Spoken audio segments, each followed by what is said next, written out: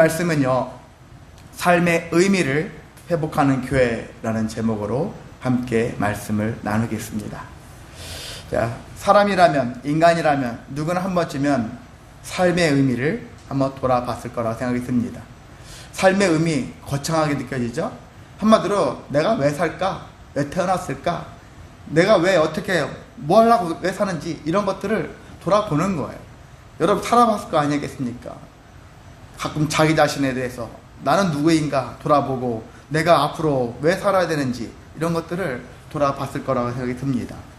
그래서 이것은 사실 수천 년부터 오래전 사람들이 생각이 있을 때부터 계속 해왔던 질문이라고 할 수 있고 답을 얻으려고 노력을 했을 거라고 생각이 듭니다. 그러는 가운데 각 분야들이 발생하잖아요. 그래서 몇 가지 분야를 얘기한다면은 철학이라는 그런 분야에서는 삶의 의미를 뭐라고 정의를 내릴까? 사실 한마디로 정의 내릴 수는 없어요. 그래서 대체적으로 이런 식으로 정의를 내리고 있다라고 생각하면 되겠는데요. 철학은 내가 살면서 계속 선택하잖아요. 뭔가 선택하는 부분들이 있죠. 선택하는 것과 어떤 또한 그 일을 하면서 생겨지는 경험, 이 경험치들이 거기서 어떤 의미가 발생해서 삶의 의미를 생각해낸다라는 것들을 판단한다라는 거예요. 그리고 또 심리학에서는 어떤 거냐, 사람의 심리죠. 심리학이 있는데 심리학에서 나오는 것들은 상담 그리고 코칭 이렇게 두 갈래로 나눠질 수 있다고 여러분 생각하면 되겠습니다. 이 심리학이 가장 기본이죠. 기초라고 할 수 있거든요. 심리학은 인간이 살면서 나 자신을 인식하는 거죠. 그리고 내가 이 자아를 실현하기 위해서 내가 하고 싶어 하는 것들을 막 실현해나가고 싶은 거 있죠. 자, 그런 것들을 하고 싶어 하는 마음도 있고, 그리고 다른 사람과의 연결을 통해서 어떤 만족을 느끼는데 삶의 의미를 찾는다라고 하는 것을 우리가 알 수 있습니다.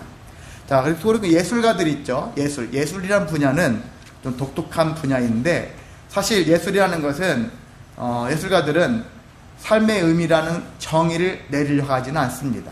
왜냐하면 이건 딱 부러지게 정의를 내릴 수 있는 부분이 아니에요. 단지 그들은요, 예술 작품이 있잖아요. 예술, 그림이 됐든, 조형이 됐든, 뭐가 됐든 간에 행위 예술이든지 뭐 다 포함해가지고 어떤 예술이라는 것은 예술 자체가 장식품을 만들어도 사람이 보기에, 눈에 보기에, 저 멋있다, 그렇게 이쁘다, 이렇게만 하려고 하는, 여기 어떤 데코레이션처럼 이렇게 꾸미려고 하는 그런 개념이 아니에요.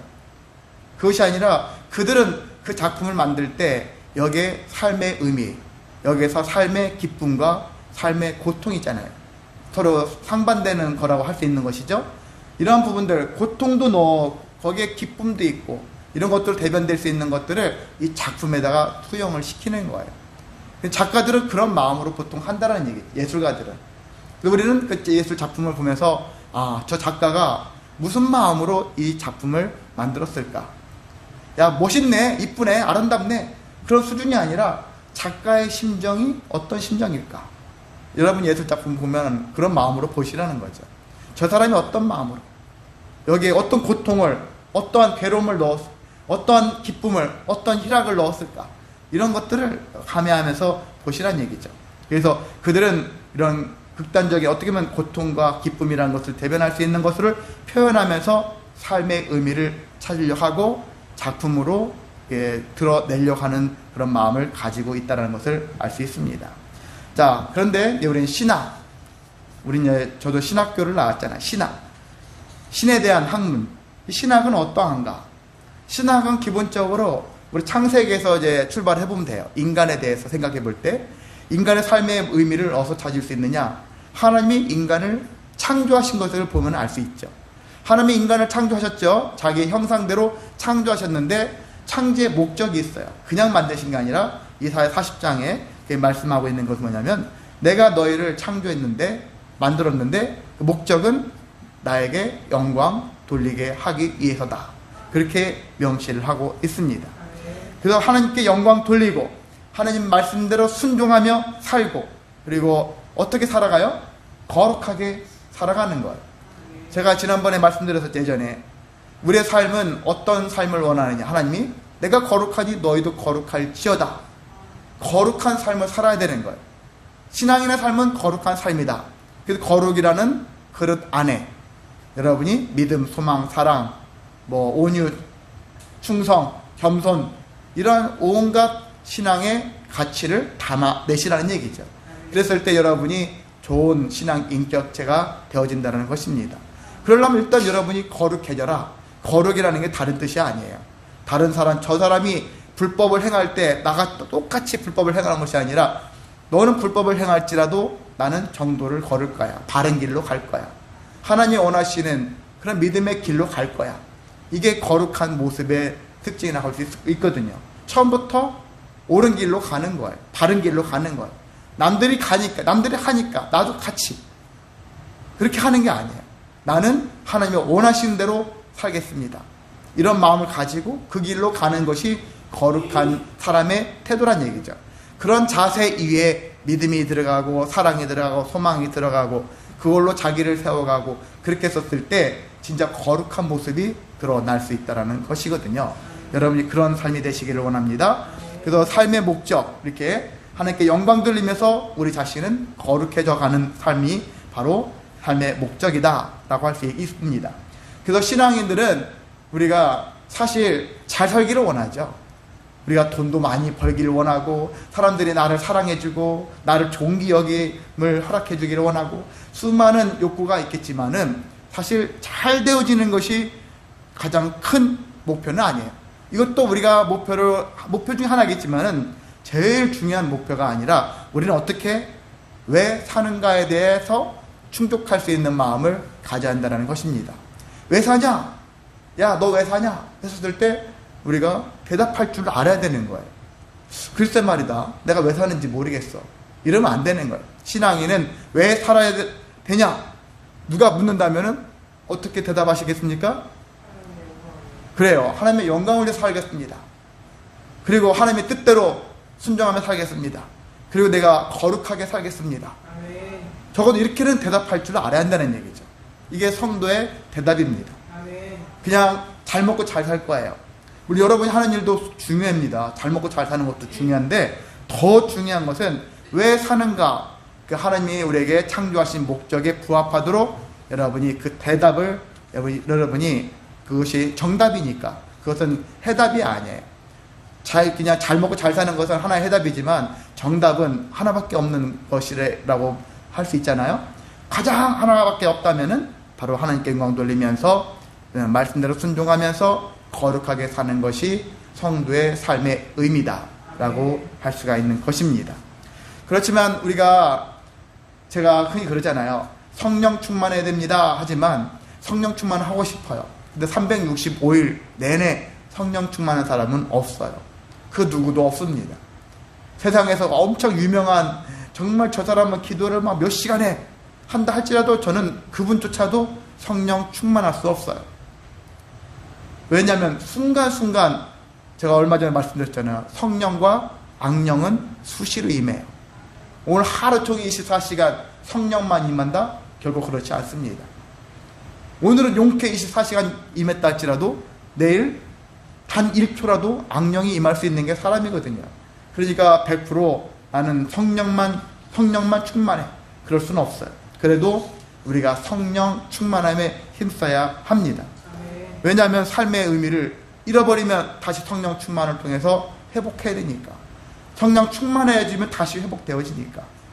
그래서 우리가 삶의 의미를 일반적으로는 신앙인도 삶의 의미를 종종 잃을 수 있어요. 왜? 순간 악령이 임하기 때문에. 그렇게 되어지면은 일단 우리 자신을 생각할 때 어떻게 됩니까? 어떤 고비가 올 때마다, 문제가 발생할 때마다 우리는 좌절하겠죠. 낙심하겠죠. 절망합니다. 그러면서 무기력해지죠. 다 하기 싫어요. 해서 무엇하나. 그리고 우울해집니다. 그리고 영적으로도 침체에 빠져요. 영적 침체라는 건 다른 게 아니에요. 그냥 내가 교회를 왜 가나? 하나님을 왜 믿었나? 하는 이런 생각이 있잖아요. 목회자 같은 경우는 내가 목회를 왜 하나? 그렇게 생각이 들 수 있어요. 그런 생각이 들 때 있단 말이에요. 내가 하는 행위가 그냥 하찮게 여겨지고 무의미하게 여겨질 수 있는 그런 마음이 생겨질 수 있다는 것입니다. 그러면서 감정이 무너지죠. 감정이 무너져 내려앉아요. 좋은 감정이 아니라 부정적인 감정이 나를 휩싸고 있습니다. 그러면서 감정이 무너지면은 사람이 싫어져요. 사람을 만나는 거 싫어져요. 관계가 싫어져요. 하나님과 관계도 끊어버리고 나 자신과의 관계도 닫아버리고 그리고 다른 사람과의 관계도 또 끊어버려요. 이런 모습으로 사람들이 살아갑니다. 그리고 어떤 사람들은 이제 홀로 남겨지면서 어떤 일을 하게 되어지냐, 심한 경우에는 중독에 빠져요. 불안한 증세가 보여져요. 중독, 우리가 게임 중독, 약물 중독, 뭐 이렇게 되나, 도박 중독, 수많은 막 과소비해가지고 자기가 수입 대비 더 막 과소비해가지고 하는 그런 모습도 하나의 중독이거든요. 이런 모습으로 삶의 불안정이 막 드러날 수밖에 없거든요. 그러니까 성도라 할지라도 그런 모습이 있다. 그래서 목사님들은 적어도 안 하겠지. 그렇지 않아요.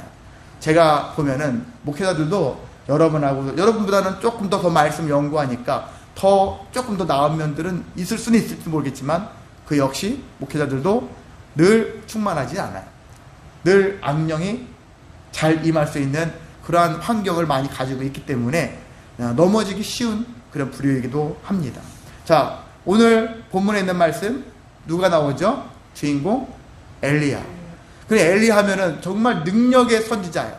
그 누구보다 힘이 있고 지혜, 능력 있는 선지자다. 그런 선지자로 할 수 있는 사람인데도 불구하고 오늘 엘리야를 보면은 정말 나약하게 빠졌어요. 무기력에 빠져 있어요. 우울하고 영적 침체에 빠져 있습니다. 감정이 다 무너져 있는 상태를 보여주고 있고요. 그리고 불안정한 상태에 빠져 있는 것을 알 수가 있습니다. 자, 왜 그런 일이 발생했을까?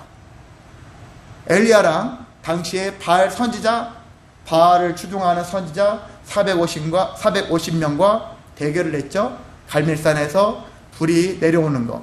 그래, 그들이 먼저 막 제사를 지내는데 불이 안 내렸어요. 가뭄이 막 임했었을 때.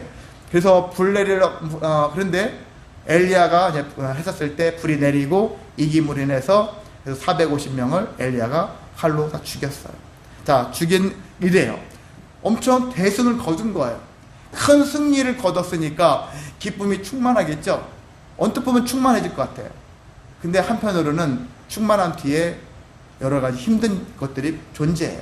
저는 약간은 그게 어떤 배우들이 아니면 뭐 가수들이 엄청난 큰 일을 해놓고서 노래를 막 해놓고 무대 뒤로 가면은 뭔가 모르게 밀려오는 그런 것 같은 그런 감정이 아닐까, 공허함 같은 것들이 아닐까, 그 생각이 들기도 하거든요. 근데 한편으로는 또 두려움도 생겼어요. 왜 그러냐면은 당시의 이스라엘 왕이 아합이라는 왕이거든요.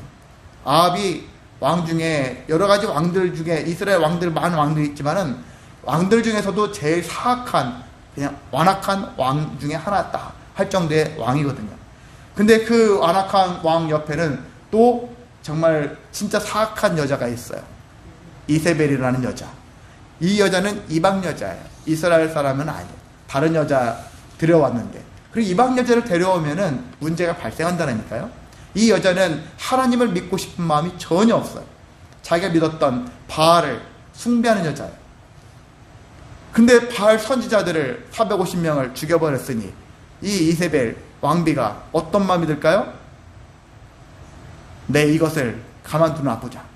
그래서 사람을 보내가지고 너 내일 이맘때 너 죽여버릴 거야. 이렇게 협박을 한 거야. 위협을 한 겁니다. 엘리야를 죽이겠다는 거예요. 그래서 그 마음에 어떻겠습니까? 엘리야 입장에서 큰 승리를 이뤘지만은 아직 다 끝난 일이 아니고 제일 정말 왕비, 그 왕 다음으로 건들 수 없는 여자가 그 사람이 왕비잖아요. 쉽게 못 건드는 거예요. 그 배우자를 건들 수 없는 거예요, 쉽게.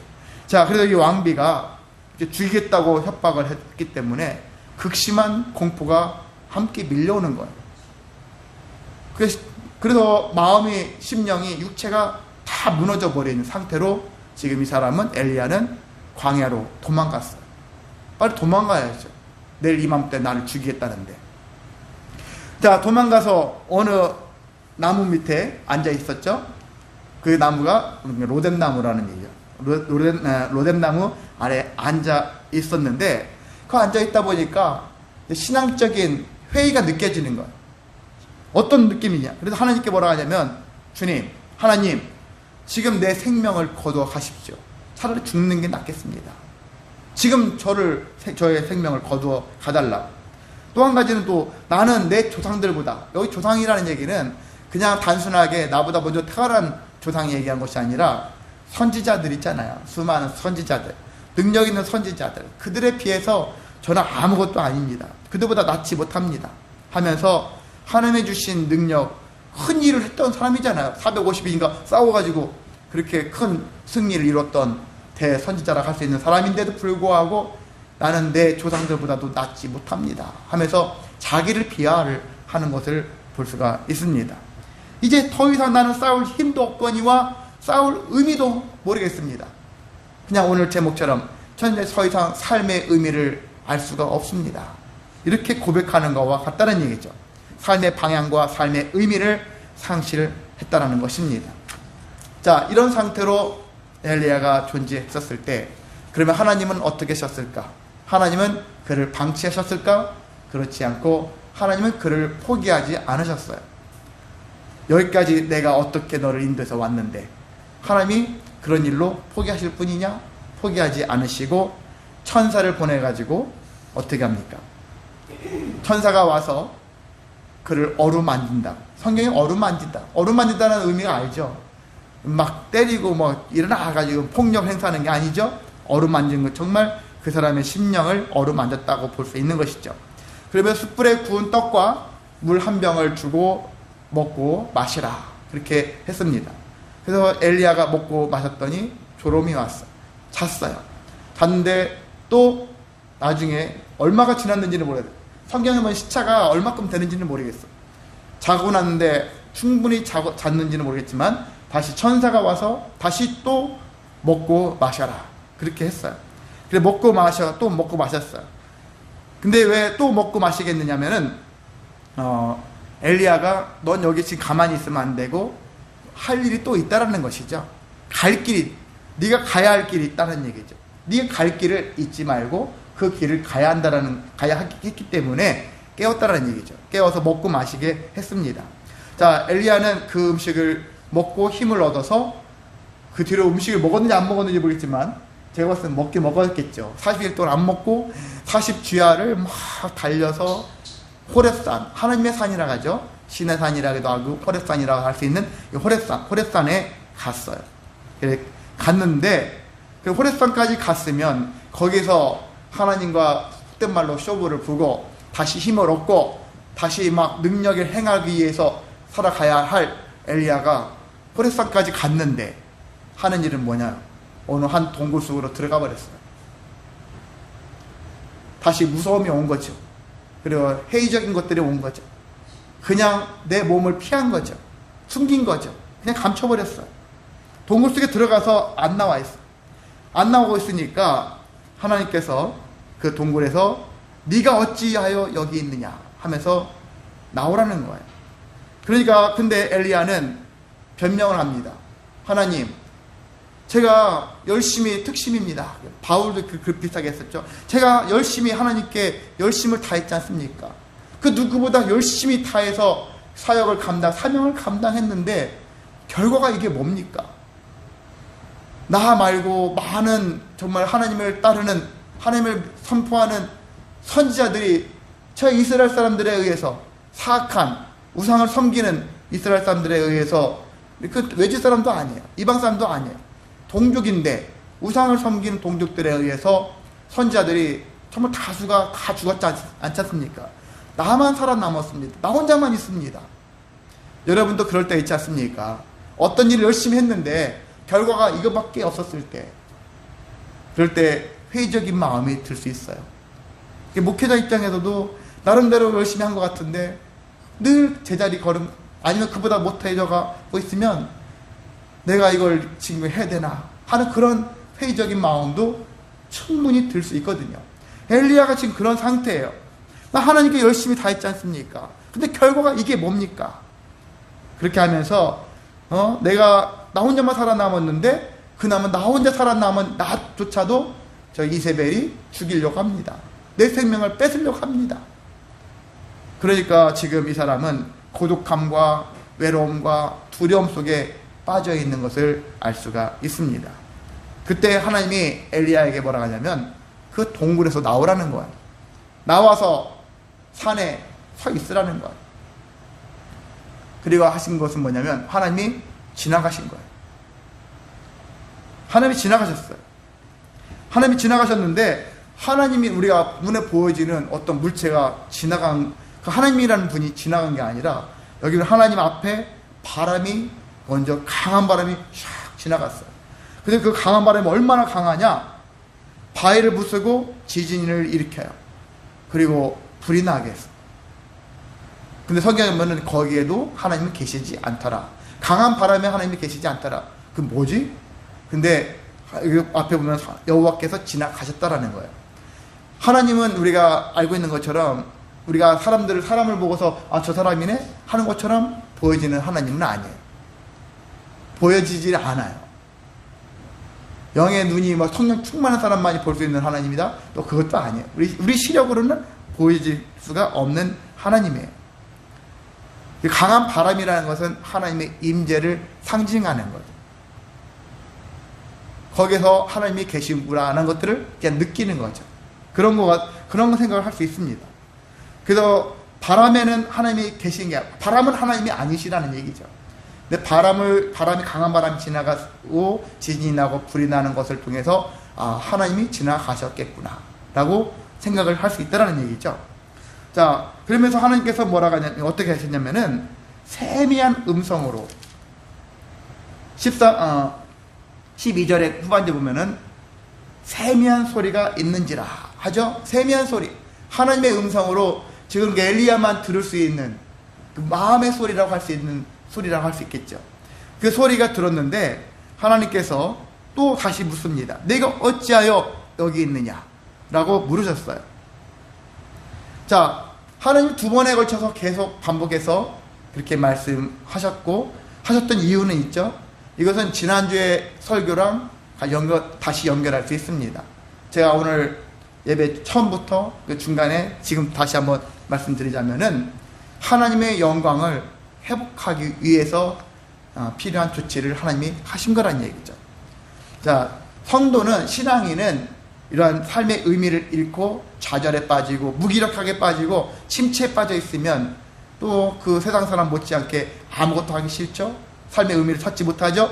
그때 신앙인에게 가장 필요한 것은 다른 것을 채워주는 게 아니라 하나님의 영광을 다시 채워주는 거예요. 하나님의 영광을 채워준다. 하나님의 영광이라는 것은 여러분 그게 뭐지? 하나님 그 자체예요. 하나님의 거룩하신 속성들, 하나님의 공의와 사랑, 하나님의 인자하심, 자비하심, 충성하심, 이런 모든 속성을 가진 것들 다 하나님의 영광이라고 할 수 있는데 한마디로 하나님 그 자체예요. 그 하나님을 우리가 소유하는 것이죠. 하나님을 소유하는 것, 소유함을 회복시키는 거죠. 하나님을 소유하는 것, 하나님을 갖게 되어지는 것을 회복했었을 때 다른 것들도 자연스럽게 회복되어질 수 있다는 것이거든요. 근데 회복에는 두 가지가 있죠. 원래 모습대로, 내가 만약에 건강을 잃었어, 다시 건강을 회복하는 게 회복일 수 있어요.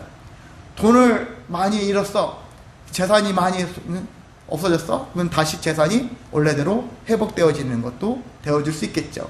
자, 인간관계도 깨졌습니다. 인간관계도 다시 회복되어졌어. 이것도 회복이겠지만은 또 다른 회복은 원래 모습대로 회복되어지지 않는 것도 회복이다. 그거예요. 어떤 의미냐? 바울처럼 내 몸에 가시가 있습니다. 난치병이 있어요.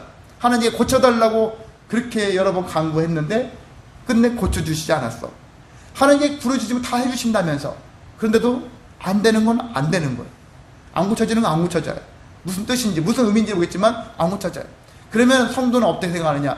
에이, 하나님은 약속의 하나님이 아니시네, 안 고쳐주시네, 이렇게 할 게 아니라 어떻게 하냐면 그 속에서 하나님의 은혜가 또 무엇인가 발견할 줄 알아야 한다는 얘기죠. 그래서 바울은 고백했잖아요. 내 은혜가 하나님의 은혜가 내게 족하다라는 사실을 깨달았잖아요. 그런 게 뭐냐면은 원래대로 회복되어지지 열심히 회복되기를 간구했음에도 불구하고 회복되지 않을 때는 어떤 마음을 품어야 되느냐? 그것이 하나님이 원하시는 회복이 아니라 이것을 통해서 다른 것들, 특히 하나님의 영광을 회복하라는 뜻이구나. 하나님의 영광이 회복되어지면은요, 원래 모습대로 회복되지 않아도 슬프지 않아요. 낙심하지 않습니다. 또 다른 힘을 얻을 수가 있거든요. 지금 하나님이 왜 엘리야에게 나타나셨을까? 하나님의 영광을 회복하라는 거예요. 그래, 원래 모습대로 죽었던 자들이 다시 막 살아나고 다른 것들이 살아나고 이세벨이 너를 안 죽이기로 하고 이렇게 되어지는 것들이, 여기 엘리야는 그런 마음을 품겠지만은 하나님이 이미 다 지나간 일이고 이제 새로운 것들을 너에게 허락해 주시겠다. 그런데 너에게 지금 중요한 것은, 너의 삶에 지금 당장 필요한 것은 하나님의 영광을 회복하는 거예요. 그래서 하나님이 친히 엘리야 앞에 나타나신 것이죠. 그래서 하나님의 영광을 회복하기 위해서. 그렇지만 아직 엘리야는 정신이 없어요. 온전한 회복이 이루어지지 않았어요. 그런 상태이기 때문에 엘리야는 또 변명합니다. 오직 나만 남았습니다. 또 얘기해요. 또 내 생명을 찾으러 올 겁니다. 이 소리만 반복하는 거예요. 아직 회복되지 않았다라는 것을 반증할 수 있는 거예요. 야, 하나님이 먹일 것도 주고 충분히 자기 해주셨고 다시 사명도 주셨으면 회복해야지. 아직도 그냥 그 자리에 있냐? 타박하겠지만 여러분, 한번 침체된 것은 쉽게 회복되어지지 않아요.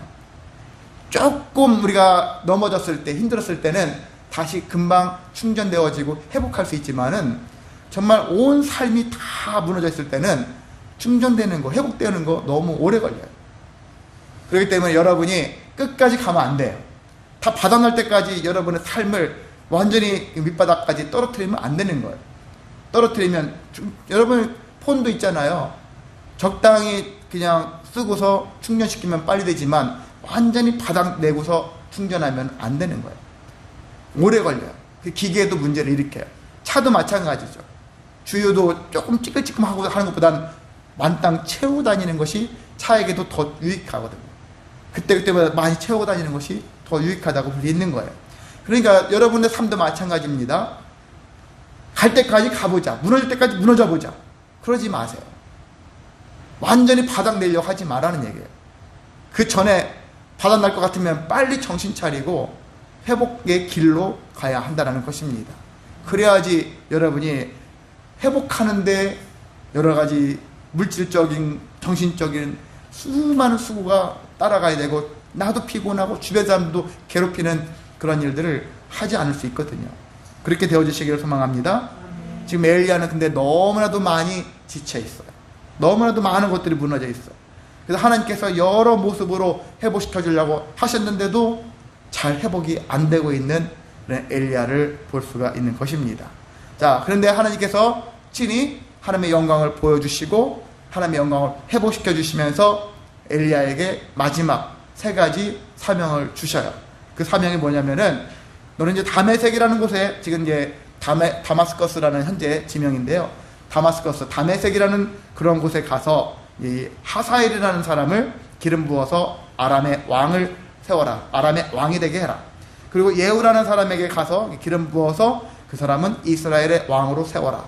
그리고 3번째 엘리야에게도 엘리사인데 엘리사에게 기름을 부어가지고 이제 너를 대신할 선지자로 세워라 하는 거예요. 하나님 부셨을 때 엘리야가 너무 많이 지쳐 있으니까 이제 엘리야의 시대가 이제 끝나가고 있구나라는 것들을 알 수가 있어요. 그래서 새로운 후계자 엘리사를 세워가지고 하나님의 일을 맡기 위해서 엘리사에게 기름 부으는 것으로 마지막 사명을 하나님께서 주셨다는 것을 알 수 있습니다. 그뿐 아니라 마음을 이루하기 위해서 한 말씀 더 하시죠. 18절에 보면은 내가 이스라엘 가운데 몇 명이요? 7,000명을 남기리니, 이 7,000명은 바알에게 무릎을 꿇지 않는 자다. 이 얘기는 뭐냐면 믿음의 사람들이라는 얘기예요. 바알에게 무릎을 꿇지 않는, 바알을 숭배하지 않는, 하나님을 믿는 믿음의 사람들이 아직 7,000이나 있어 라는 얘기거든요. 근데 지금까지 엘리야는 뭐라 했습니까? 다 죽고 나만 남았습니다. 나 혼자입니다. 그렇게 얘기했지 않습니까? 많은 사람들이 어려움에 처하면 둘러보면 나 혼자밖에 없다는 얘기를 해요. 저도 얼마 전에 어떤 집사님을 만났는데 여기저기 돈이 둥해가지고 돈 여기저기 끌어다니는데 결국 다 안 꺼주고 보니까 자기 도와주는 사람 하나도 없고 나밖에 없다.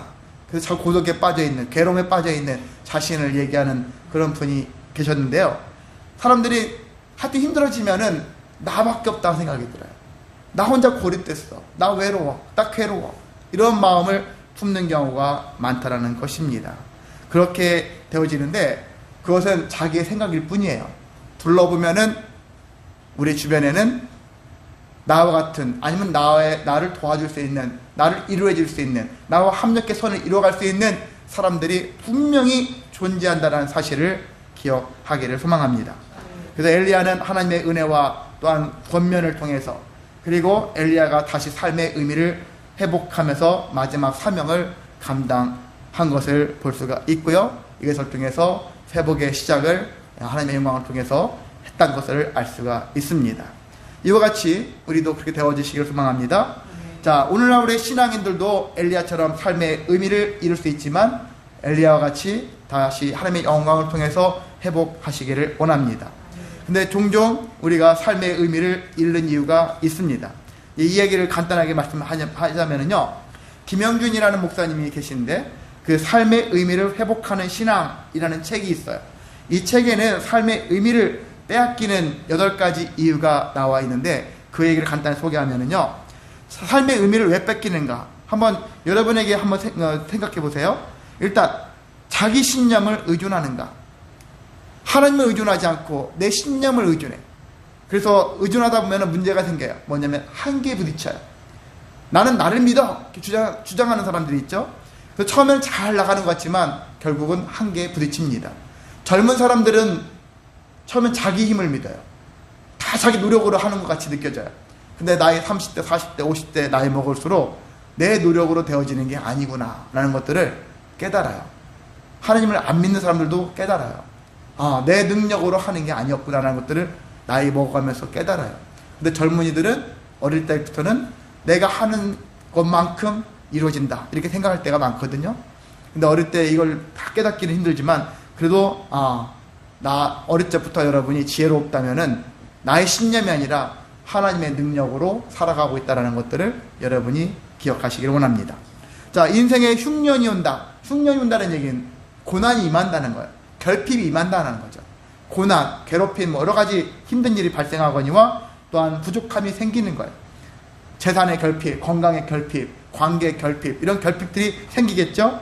근데 이런 것들이 왔었을 때 우리는 어떻게 생각해야 되느냐, 이것을 통해서 하나님께서 진짜 인생이 무엇인가를 깨닫게 하시기 위해서 주셨다라는 마음을 가지고, 그래서 그것들을 한번 고난을, 결핍을 감내하면서 다시 채워지는 그런 삶으로 나아가라는 것입니다. 자, 또 사람만 바라볼 때 어떤 사람들 있잖아. 저 사람 돈 있으면 돈 있는 사람한테 막 가요. 권력 있으면 권력 있는 사람한테 막 몰려들어. 사람을 바라보고 살아가는 사람들이 많거든요. 의외로 많아요. 자기 신분을 높이기 위해서 저 잘나가는 사람들 무리 속에 내가 같이 동호회 활동하면은 나도 막 격이 높아지는 것 같아서 이렇게 하려고 하는 사람들이 의외로 많습니다. 사람만 바라보는 사람들에게는 이러한 문제가 생길 수 있고요. 그래서 삶의 의미를 나중에 잃을 수가 있습니다. 자, 성공이 삶의 목표가 되는 사람 있잖아요. 난 돈을 많이 벌어서, 나는 이만큼 뭐가 되어져서 뭐해서 성공할 거야. 난 반드시 성공할 거야. 성공의 목적이 되어지면 그래요. 그 분야는 성공할 수 있을 수 있어요. 그래서 목표로 한 것을 이뤄갈 수 있어요. 근데 다른 많은 이런 것들을 발견할 수 있습니다. 더 중요한 가치를 잃을 수가 있어요. 성공을 위해서 달려갔는데 나중에 가정으로 돌아왔을 때 가족들이 나를 냉담하게 대하는 경우가 많거든요. 그것도 한 예죠. 가장 소중한 것을 놓친 거죠. 자, 그런 것 같이 되어줄 수가 있습니다. 그리고 또한 풍요로워져, 할 때마다 잘 돼, 형통해져, 평안해져. 그것도 또한 삶의 의미를 우리가 잃을 수가 있거든요. 그리고 나 중심으로 살아갈 때 자아 중심이죠. 그리고 하나님 중심이 아닌, 이렇게 할 때도 마찬가지고, 성령 충만함이 부족할 때, 늘 충만할 수 없지만 그래도 성령 충만을 늘 의식하면서 힘썼을 때 우리는 삶의 의미를 속히 회복할 수 있거든요. 근데 성령 충만이 뭐야? 그게 밥 먹여줘? 하면서 별 의미 없이 생각하게 되어지면은 악령 충만하게 되어져요. 그래서 성령 충만에 우리 다시 힘써야 됩니다. 또 하나님의 말씀, 하나님의 은혜가 메말르게 되어지면 마찬가지로 삶의 의미를 빼앗길 수 있다는 것입니다. 근데 이 목사님은 결과적으로 8가지를 얘기했지만은 이 여기서 하고자 하는 말씀은 뭐냐면은 어떤 의미냐, 한마디로 얘기하면은 당신의 삶의 중심은 당신 삶의 중심이 누구이냐, 그걸 고백하라는 거예요. 어떻게 살아, 이렇게 해야 돼, 저렇게 해야 돼, 어떤 행동을 제시하고자 하는 것이 아니라 너의 삶의 중심이 뭐냐, 그걸 묻는 거예요. 그럼 제가 앞서 엘리야에게 나타나신 하나님의 영광을 채워주신다는 것과 또 연결시킬 수 있는 거예요. 그게 뭐냐, 하나님의 영광, 하나님의 중심으로, 예수 그리스도를 중심으로 살아가라 라는 거예요. 주님 안에 거하라, 그런 의미로 받아들일 수가 있다는 것입니다. 그래서 우리는 험악한 인생, 힘든 인생, 삶의 의미를 다 뺏길 수 있는 그런 환경 속에 살아갈수록 어떻게 살아야 됩니까? 그래서 예수 그리스도 안에 있어야 한다는 것입니다. 그 안에 있으면 어떻게 되어질까? 이미 고린도전서 15장 21절에 이런 말씀이 있어요. 그리스도 안에서 모든 사람이 삶을 얻으리라. 아멘. 그리스도 안에 있었을 때 모든 사람이 삶을 얻는다. 삶의 의미를 잃은 사람이 다시 삶을 얻어갈 수 있어요. 어떤 삶을 얻을 수 있습니까? 하나님의 은혜를 얻을 수 있어요. 엘리야가 물과 그러한 먹을거리를 얻고 깊은 쉼을 얻었던 것처럼, 또한 부르심을 얻을 수 있어요. 사명을 얻을 수 있고, 그리고 함께 걸어갈 교회 공동체, 그건 7,000명이 주어진다고 했잖아요. 우리도 마찬가지로 나 혼자가 아니라 함께할 자가 있다, 함께할 교회 공동체가 있다 라는 것들이 주어진다는 사실들을 알아야 합니다. 그랬을 때 이것을 통해서 우리 삶의 의미를 회복할 수 있고 다시 충만한 길로 갈 수 있는 그런 인생이 될 수 있습니다. 그런 삶이 되시기를 주님의 이름으로 소망하고 축복합니다.